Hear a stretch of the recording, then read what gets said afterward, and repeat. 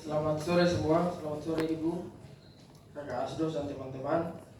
Terima kasih atas kesempatan. Di sini kami dari kelompok DKGPGI KPTB. Kami mencoba menjelaskan sedikit terkait dengan pembagian teologi dan melalui dokumen KPTB. Yang pertama itu latar belakang. Rujukan kami yaitu PPTB 2019-2024. Dalam PPTB 2019-2024 ini dia menyoroti 3 krisis. Yang pertama itu krisis keesaan gereja, dan yang kedua itu nasionalis, dan yang ketiga itu sosial ekologi. Di dalam PPTB ini dia menekankan terkait dengan karya keselamatan Allah yang bersifat universal, sehingga kehadiran gereja-gereja di Indonesia adalah melanjutkan misi Kristus, yaitu untuk memperdamaikan segala ciptaan, segala sesuatu dengan Allah sang sumber kehidupan. Yang berikut yaitu PPTB disusun untuk mengaktifasi keberfungsian gereja-gereja sebagai tubuh Kristus dalam mewujudkan cita-cita proklamasi bangsa Indonesia. Yang berikut keteladanan Yesus dan karya keselamatan Yesus.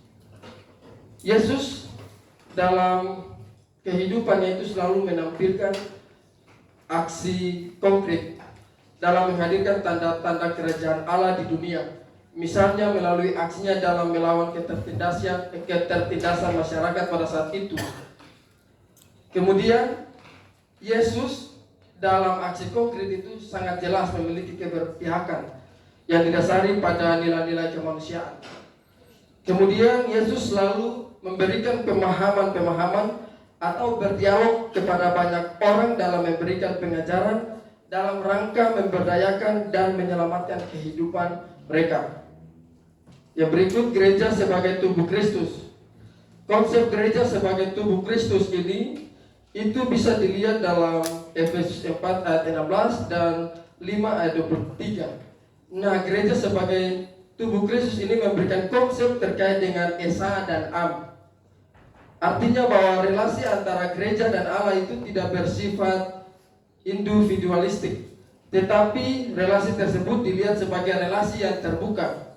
Artinya bahwa kebersamaan setiap kelompok yang ada dalam gereja memiliki tujuan yang sama, yakni menghadirkan kerajaan Allah.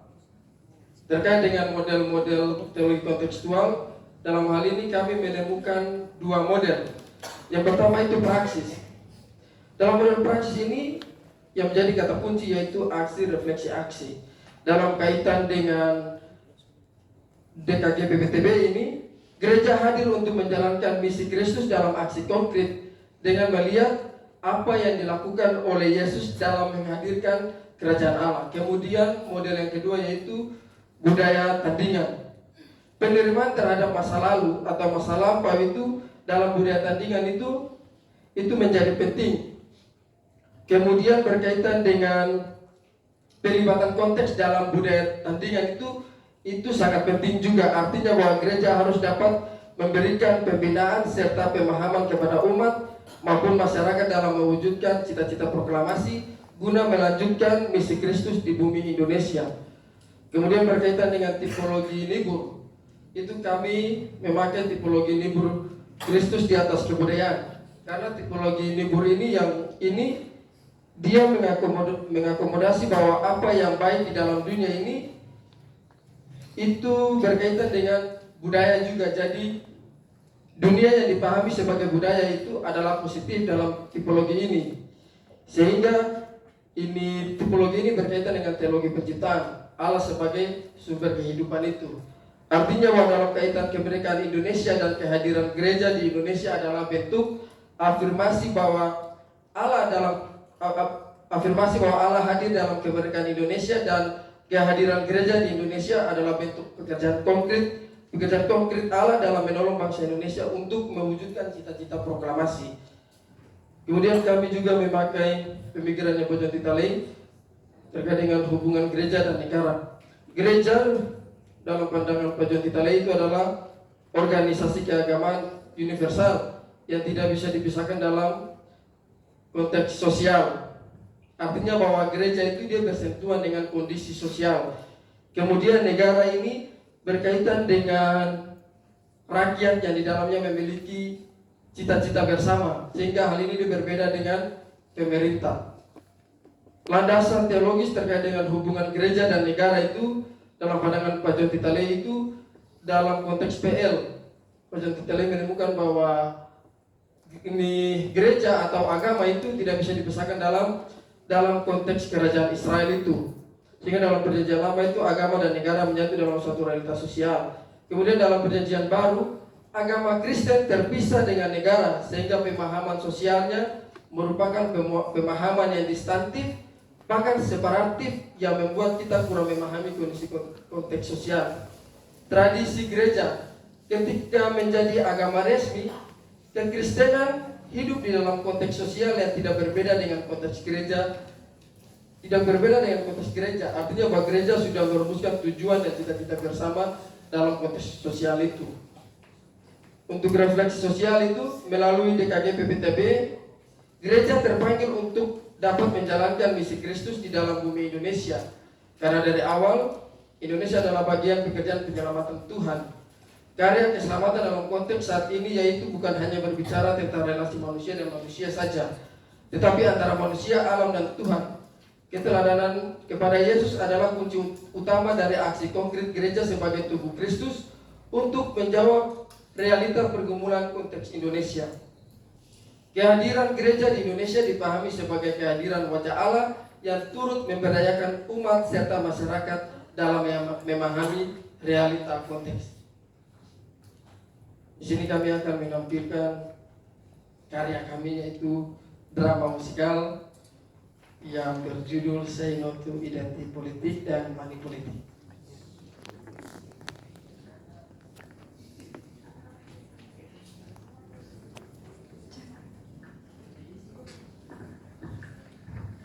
Pada suatu hari menjelang pemilu tahun 2024, ada calon presiden nomor urut 4 dengan identitas agama Kristen tengah mencari dukungan dalam hal ini kepada PGI.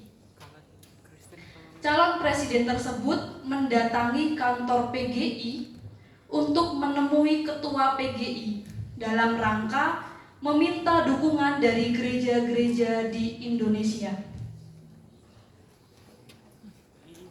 Selamat siang, Pak. Ya, selamat siang. Kenapa ya? Jadi mungkin to the point saja bahwa tujuan saya datang di sini yaitu untuk mencari dukungan.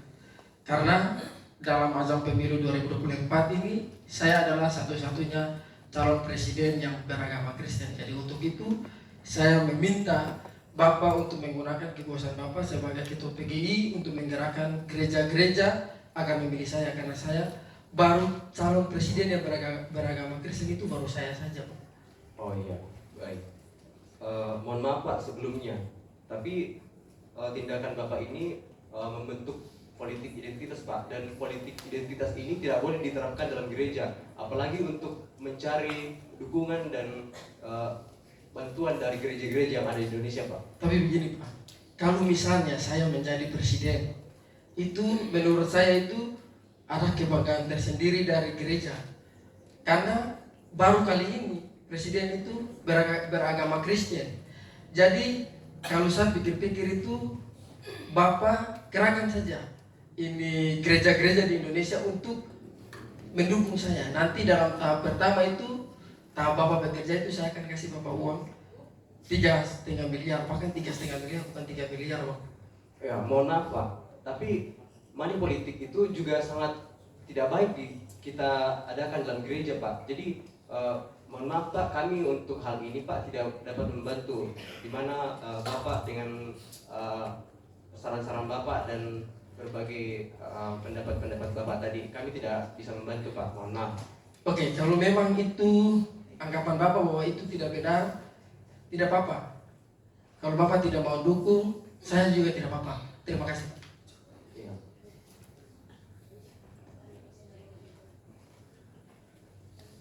Ketika peristiwa yang terjadi yang menimpa ketua PGI tadi, maka Secara mendadak, Ketua PGI membuat pertemuan mendadak dengan gereja-gereja di Indonesia untuk mengadakan dalam melihat dengan bijak terkait dengan dinamika politik menjelang pemilu 2024.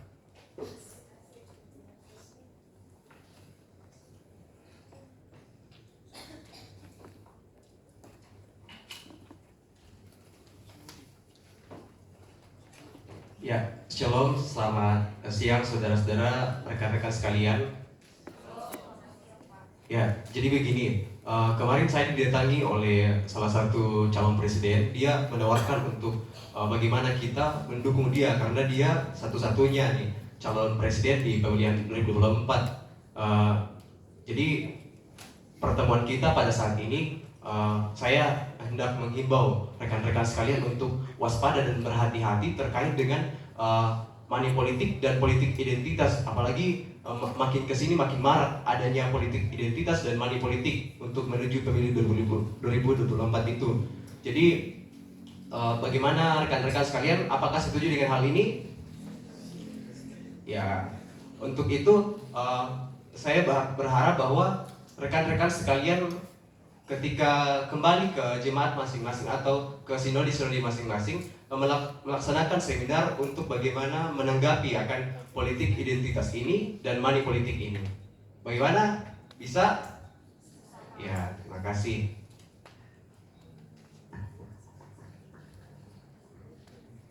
Setelah beberapa minggu dari pertemuan tersebut, maka ada salah satu gereja yang melakukan pembinaan atau sosialisasi terkait dengan menolak politik jahat dan juga menolak politik jahat, yaitu politik identitas dan politik uang.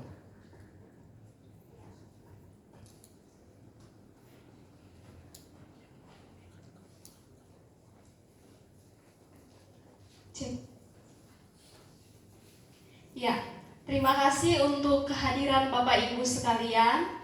Pada kesempatan kali ini kita mengadakan sosialisasi dan pembinaan terhadap politik jahat, yaitu politik identitas dan money politik atau politik uang.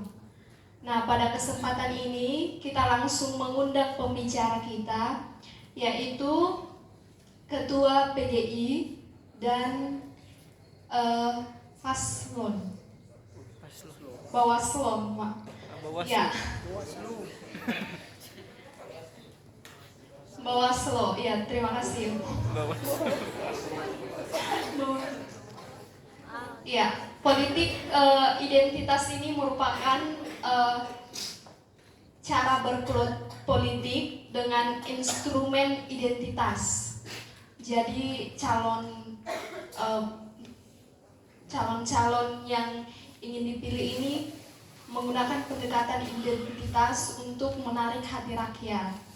Nah, sementara politik uang ini menarik hati rakyat untuk memakai suara rakyat dengan adanya uang. Jadi di sini kita mengalami yang namanya paksaan secara tidak langsung. Karena melalui uang kita seakan-akan memperjualbelikan suara kita. Nah, untuk memperdalam pengetahuan kita, mengapa gereja perlu untuk memfasilitasi jemaat untuk memahami politik jahat ini, kita akan secara langsung mendengarkannya dari Bapak Ketua PGI. Kepada Bapak Ketua kami persilahkan. Ya, terima kasih untuk kesempatannya.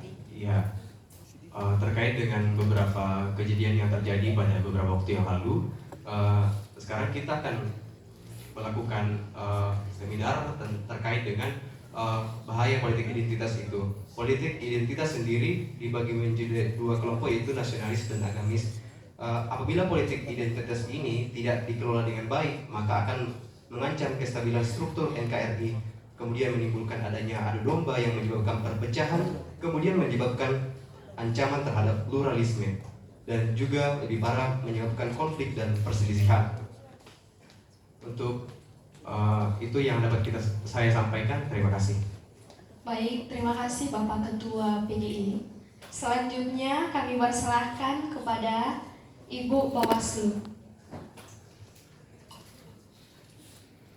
Oke, karena sebelumnya sudah dibahas mengenai politik identitas dan politik uang dan hubungannya dengan gereja serta dampaknya bagi masyarakat, saya akan membahas mengenai larangan bagi dilakukannya politik identitas maupun politik uang. Politik identitas ini telah dilarang dalam pasal 280 ayatnya yang pertama Undang-Undang Nomor 7 Tahun 2017 tentang penyelenggaraan pemilu. Nah, di situ diatur tentang pelaksanaan kampanye yang tidak boleh menggunakan pendekatan suku, agama, ras, dan antar golongan.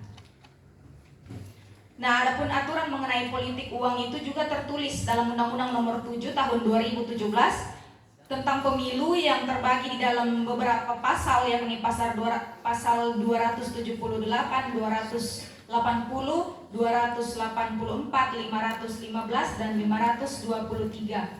Nah, dalam pasal tersebut tersirat larangan politik uang yang diperuntukkan kepada para tim kampanye, peserta pemilu dan penyelenggara. Nah, adapun sanksi yang bagi pelanggar yang melanggar aturan tersebut itu bervariasi. Sanksinya berupa pidana 3-4 tahun hingga diberikan denda 34-48 juta. Nah, untuk itu mari kita sama-sama memberantas politik identitas dan politik uang. Ya, sebagai tanda kita menolak politik jahat ini, bersama-sama kita akan bernyanyi lagu yang berjudul Wakil Kristus.